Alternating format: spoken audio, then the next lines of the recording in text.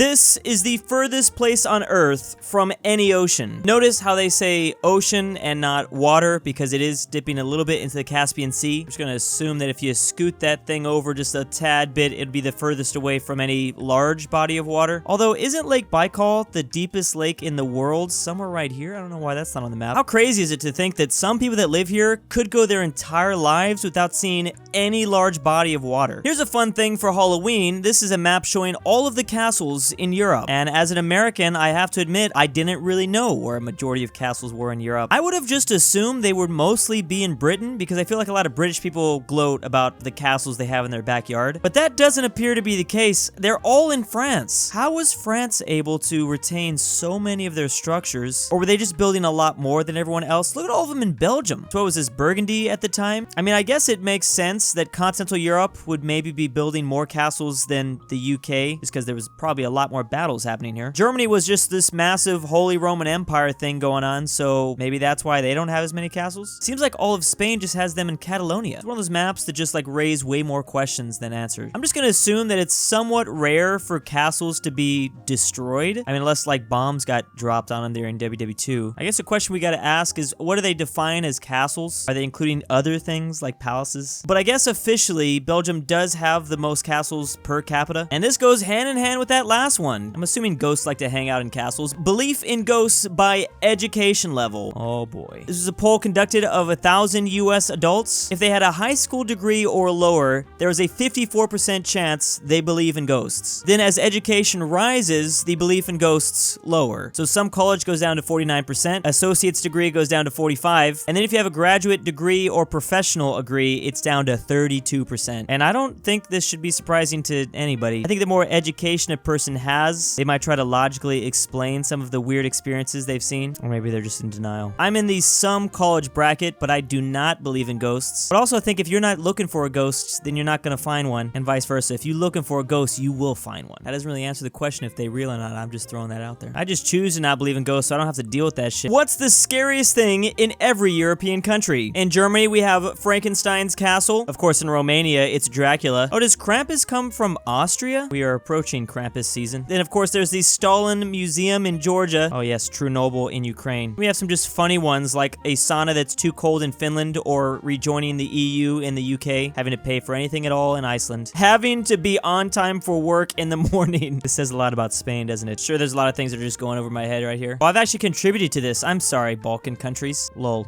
I did that on purpose.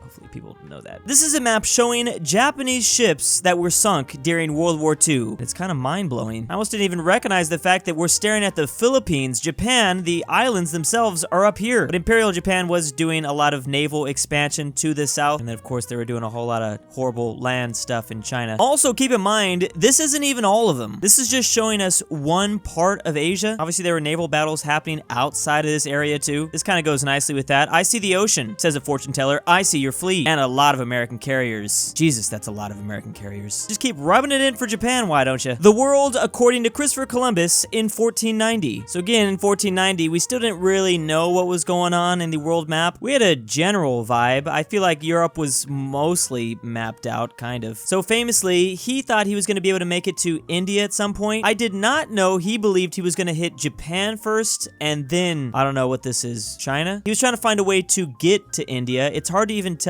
So they knew about like some islands in Indonesia, it looks like. Is this Tibet, I'm guessing? This is actually kind of really confusing. How did they know about this place? Or were they just kind of guessing? I love looking at these old maps and trying to like think their thought process. So they knew the Caspian Sea existed, right? This is supposed to be the Caspian Sea. They just didn't know what it looked like. They just kind of drew it as a big circle. They knew the Arabian Peninsula existed, and that's pretty good. The Persian Gulf, the Red Sea, you can kind of see it. They thought Madagascar was this massive island out here, and I don't know what happened with this peninsula. They still had not discovered Australia yet, so they didn't think that was a thing. So knowing what we know about the world map now, and knowing what he thought he was going to discover, this must have been confusing as fuck. Like, put yourself in his shoes. This is really what you think the world looks like, and then all of a sudden you land in, like, the Caribbean? Did he ever have any idea just how wrong he actually was? Or did he die still assuming that he was onto something with this? How Americans spend money on Halloween, starting in 2008. So most of the money goes into costumes, then candy, then decorations. No one buys greeting cards for Halloween. We're in 2016, costumes,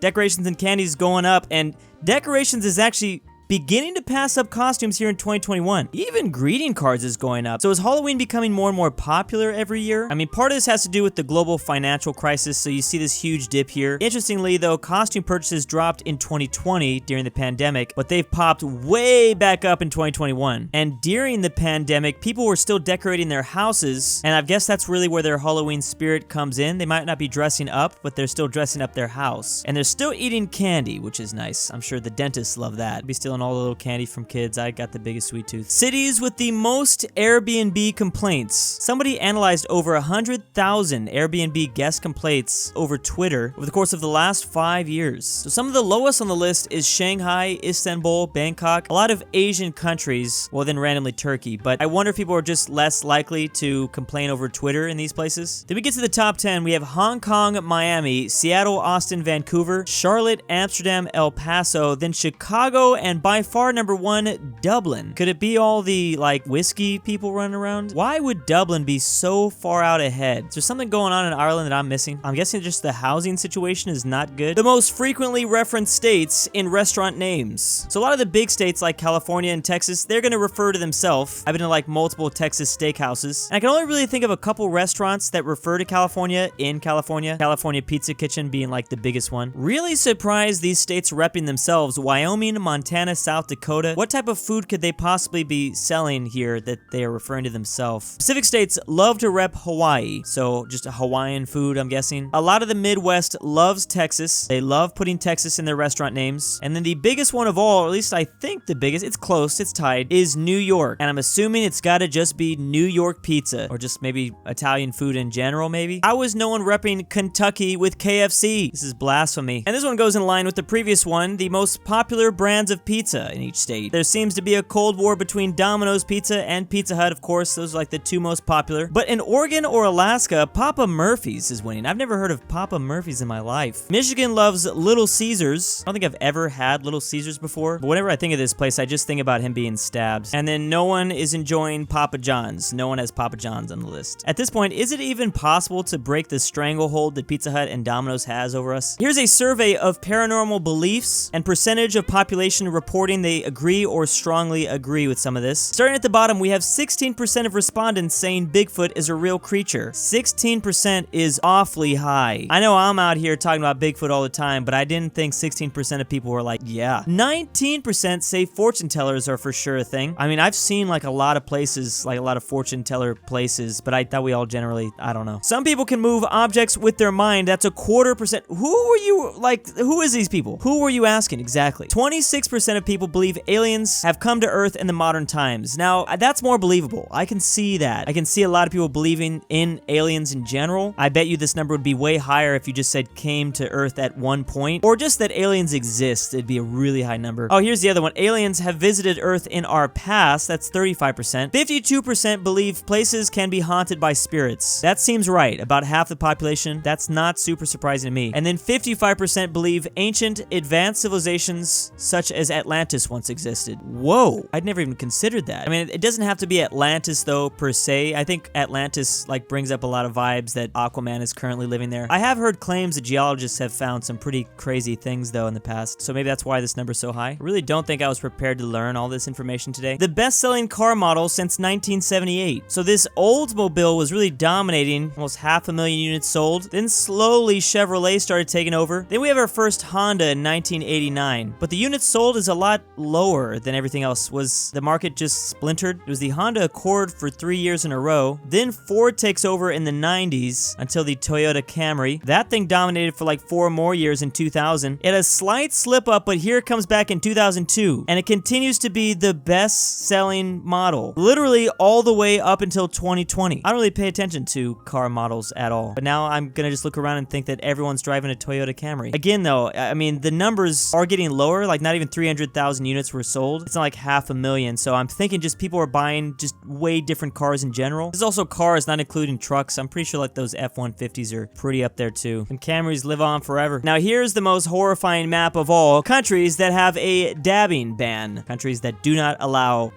The dab move was banned in Saudi Arabia as it alluded to cannabis and other illegal substances. What? In 2017, oh yeah, I guess it did. I'm so deep into like the irony at this point that I completely forgot the original meaning of the dab. A Saudi singer was arrested for performing the move in 2017. Maybe we should bring back the dab just to kind of like flex on the Arabians. The dab can be like a casus belli to go to war with them. A Berlin subway map compared to its real geography. To be honest, they both are equally confusing, but I do love me some subway/metro maps because you do got to make it as clear as possible for people. I understand you don't really want to make it look like this, like random cracks in the wall when you're trying to figure out how to make it back home. This is also still like kind of complicated though. I'm assuming if you blow this up on like a 10 by 10 board and slap it on there with different exit points, it might be a little bit more easier to understand. At the same time, I mean, as a Californian, I don't do subways very often. Sometimes I do feel like it's easier just to open up like Google Maps and figure out exactly where these lines are gonna run. So maybe I'm the last person to be talking about this, but like look at the destination here. This looks like, okay, not that far if we do a stop here compared to here, but in reality, it's really far. It's gonna take you like a pretty good distance. I don't really know, but this makes me want to play some subway games. And big thanks to the October patrons, Majestic Unicorn, Poppy Drew, iLoveMarx, Drew's Thick Breaks and Girlfriend, Drew's Argentinian Grandpa, AryanAfterHours, Bring Back Polandball, Alfonso M6, Barnsky W, Dalton D, Full Send Nick, Ivan Lima, Jesse C, LuxembourgLover, Max Cooper, McBlorf, Mine Brothers 999X2, and Stormtrooper 501. Thank you.